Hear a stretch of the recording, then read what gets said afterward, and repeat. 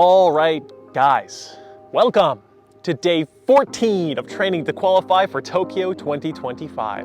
On deck today, we have 2 times 200s, 2 times 400, 600s. Sorry, 1 600. We have 6-minute rest between the 200s. We have 10-minute rest between the 400s, and then a 15-minute rest, and then we have a pretty much all-out 600. We might change this workout slightly today. I was talking to my coach, and we were talking about doing 1 400 or 2 400s. So if I'm feeling a little bit fatigued, I might drop the 2 400s to 1 400. I did race 48 hours ago. I am feeling slightly fatigued from that race, guys.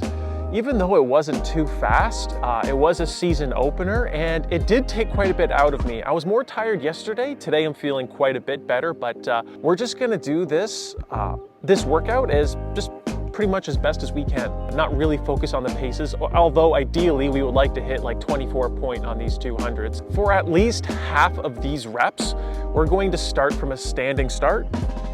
One of the things that I need to really work on early season, pretty much the whole track season, is starting from a standing start. Because I'm a big guy, the efficiency from starting from a standstill to like going peak pace, your fastest pace in a race, I waste a lot of energy. When I practice, I don't waste nearly as much energy. I get way more efficient. So that's what we're going to do today. Our first 200 is going to be from a standing start. Our first 400 is going to be from a standing start. Most likely our 600 is going to be from a standing start. We're really going to start getting used to that standing start, guys. We want to get efficient, we want to feel good going up the pace, and we want to feel good keeping pace from accelerating from a standing start.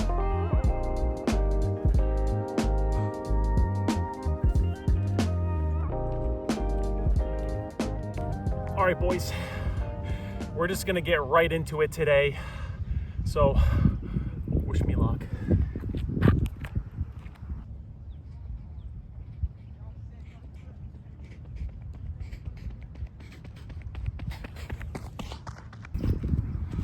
All right, boys, I definitely feel a little sore today, but able to hit pace, so we're gonna keep going.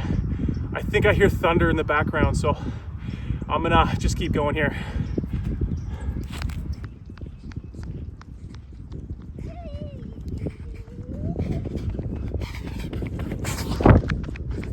All right, guys, we have our 10-minute rest now. We got about 5.5 minutes left.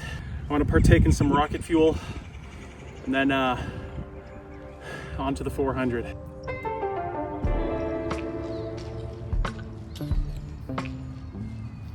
I mean, I'm feeling okay. I'm gonna say 52 effort. So however that feels.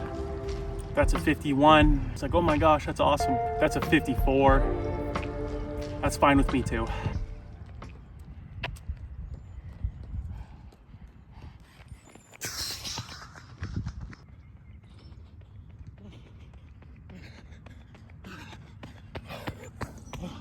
All right, guys, we're gonna have about 10 to 12 minute rest.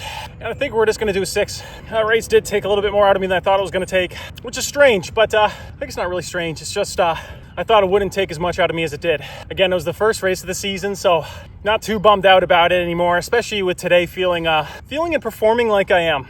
So we're gonna go right to the 600, work a little bit harder in that one. We have some weights tonight with an elliptical, and then tomorrow we have another workout. So I'm gonna play it safe just a little bit. This is still part of a training block, guys, even that race. So there's no point of just like absolutely blowing it today. And then the next like 3-4 days, I'm barely able to move. So yeah, let's get at the 6.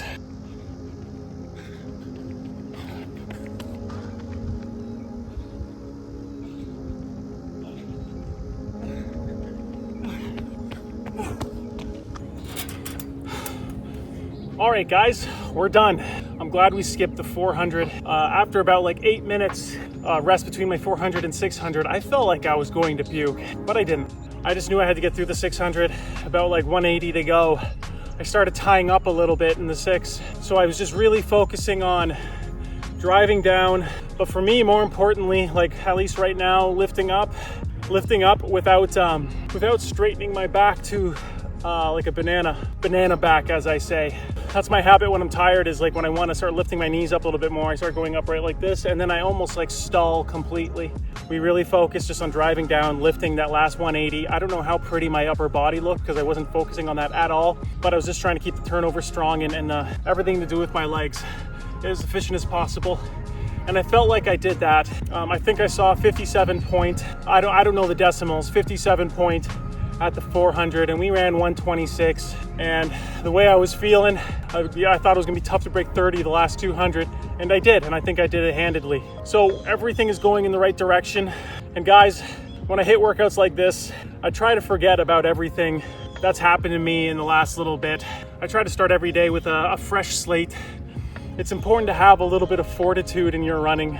Fortitude as in when things aren't going well, or regardless of how things are going in your life, you keep that like courage of mind, that strength in your mind, where you just show up and you just keep going, And every day you show up, and even if it's a bad performance, say I had, a bad track workout or a bad weight workout or a bad sleep, you attack the next thing with as much ambition as you can. And then after that, you do the next thing as the best you can. And I look at that like with everything. After my track workout, I'm gonna go to weights. I'm gonna do the best I can for weights. My elliptical, I'm gonna do some stretching, and then I'm gonna get my sleep schedule back on track. I totally forgot we were spring forward today, and I slept in, but I was wondering why it was way later than I usually slept in. I was just like, what the heck? It's like freaking 12:30. Anyways, yeah, the next couple days after my races, I typically sleep in a little bit, but besides the point, guys, I was bummed out about the race. And it was funny because I called my friend Shammy, who's also my training partner.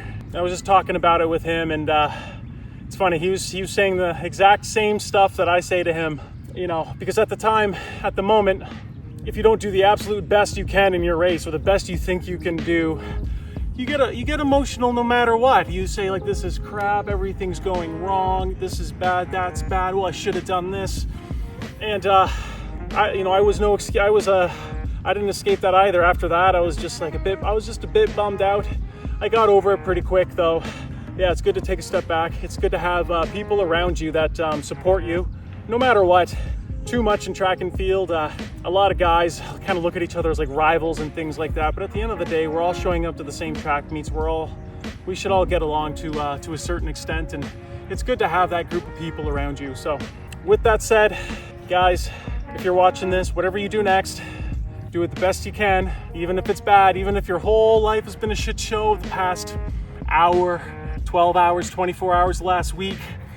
The best you can do is the next thing. That's the best you can do. Like, the best you can do is doing the next thing as best as you can. And you string enough of those together, things will always come around. So on that note, I'll see you guys next time.